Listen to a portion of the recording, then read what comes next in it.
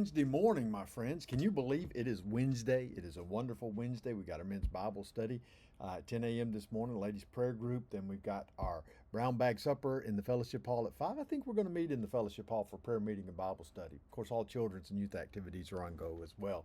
I'm Pastor Ben Hayes from First Baptist Church, Dadeville, Alabama, bringing you our thought for the day. And right now I want you to join me in 2 Corinthians chapter 10, picking up in verse 12. Remember, we're talking about Paul is defending himself because, people didn't think he was all that in a bag of chips when he came to be present. He could write a mean letter, but his presence wasn't quite as authoritative. Paul says, don't tempt fate. Don't wish for something that you don't really want.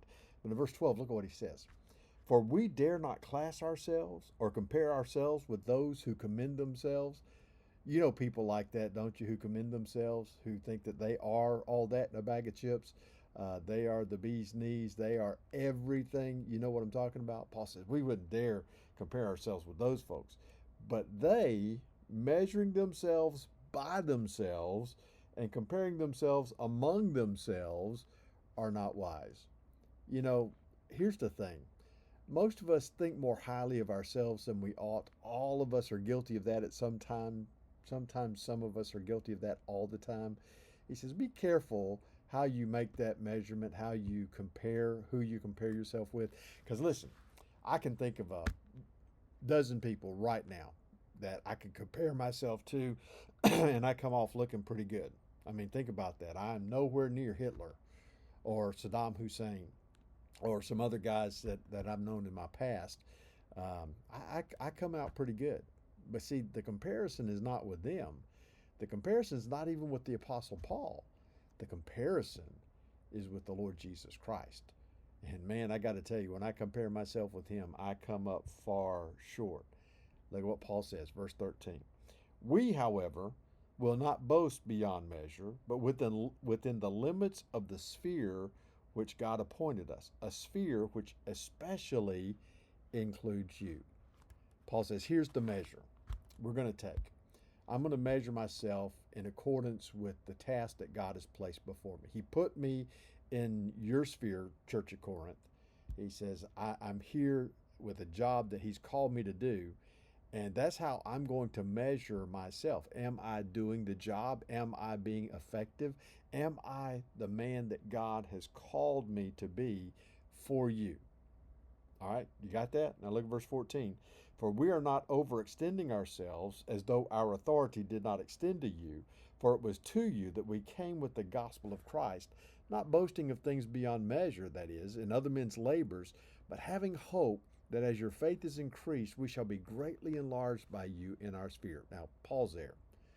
Here's what Paul is talking about here. God sent him to the church at Corinth for a reason, with a purpose, with a message, with the hope of the gospel. And Paul says, understand, we came to you because God sent us with the gospel of Jesus Christ. Now, he says, when we came, we didn't come boasting of things beyond measure, boasting about how much we're doing, how little other people are doing. Didn't talk about other people's labors who came to you. He said, but we came with hope that as your faith is increased, as you learn more about Jesus Christ, as you grow in your understanding of his grace and mercy, that you would understand how important Paul is to you. He's the man God sent. And God doesn't send people lightly. When God places someone in your path, it is for your good and his glory. And understand, while you're not supposed to fawn all over the person, right? Because they are just a messenger of God. God receives the glory. You should appreciate the fact that God sent them and they were willing to come. Now, here's the reason, Paul says, the reason that we were sent to you, to preach the gospel in the regions beyond you and not to boast in another man's sphere of accomplishment. He said, we're not here to compare with Apollos or Peter or anyone else. We're here to do a job and to move on to where God is leading us. Listen to me. God will move you to where he wants you to be when he is ready.